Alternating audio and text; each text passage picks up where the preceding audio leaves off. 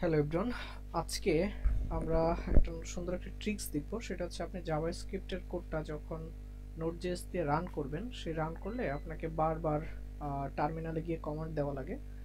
ওইটা থেকে আমরা মুক্তি পাওয়ার একটা উপায় খুঁজে বের করার ট্রাই করব। চলুন শুরু করি। প্রথমে আমি জাস্ট জাভাস্ক্রিপ্ট কোড লিখতেছি। এটার জন্য আমি একটা জাভাস্ক্রিপ্ট ফোল্ডার তৈরি করলাম। এরপরে আমরা কি করি, বেসিক্যালি আমরা এখানে ওটাকে ভিএস কোডে ওপেন করলাম। আচ্ছা, এখানে ভিএস কোডে ওপেন করার পরে আমার এই প্রজেক্টের ভিতরে আমরা সাধারণত কি করি, মনে করেন অ্যাপ ডট জেএস নামক একটা ফোল্ডার করি। এখানে আমরা আমাদের জাভাস্ক্রিপ্টের কোডগুলো লিখি। আচ্ছা, আমি একটু বড় করে দিই আপনাদের সুবিধার জন্য। আচ্ছা, এখানে আমরা কি লিখতে পারি, কনসোল ডট লগ, মানে জাভাস্ক্রিপ্টের কোডগুলো এখানে লিখলাম হ্যালো।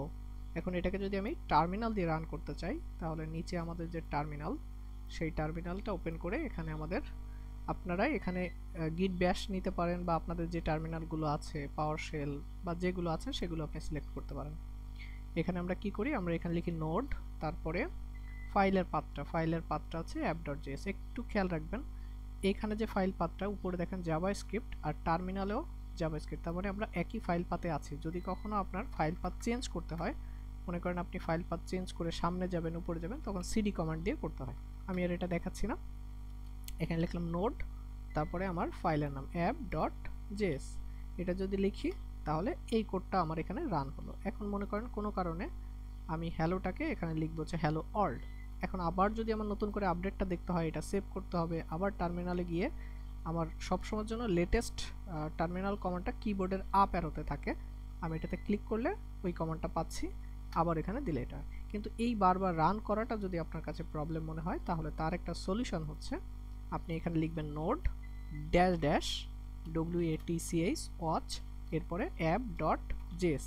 তবে এই কমান্ডটা মেবি নোডের 18 ভার্সনের উপর থেকে কাজ করবে। আশা করি আপনার নোডের মেবি 18 না কত যেন এরকম একটা ভার্সন আছে, মানে আপনার যদি লেটেস্ট নোড.js-টা ইনস্টল থাকে তাহলে আর সমস্যা হবে না। এবার এটা দিয়ে রান করলে দেখেন এটা অটোমেটিক্যালি রানিং আছে। এখন আপনার কোনো কারণে মনে হচ্ছে হ্যালো ওয়ার্ল্ড আওয়ার খুলনা লিখলাম, এটা যদি লিখি জাস্ট সেভ করলে এখানে অটোমেটিক্যালি রিফ্রেশ হবে। তার মানে এখন আর আপনার ওই প্রবলেমটা নেই। এখন আপনার মনে হচ্ছে এখানে আমি 50 যোগ 50 যোগ 20 সেটা করব। এটা যদি আপনি সেভ করেন অটোমেটিক্যালি আউটপুটটা দেখতে পাবেন। এই ছিল ছোট্ট একটা ভিডিও, আশা করি আপনাদের উপকার হবে।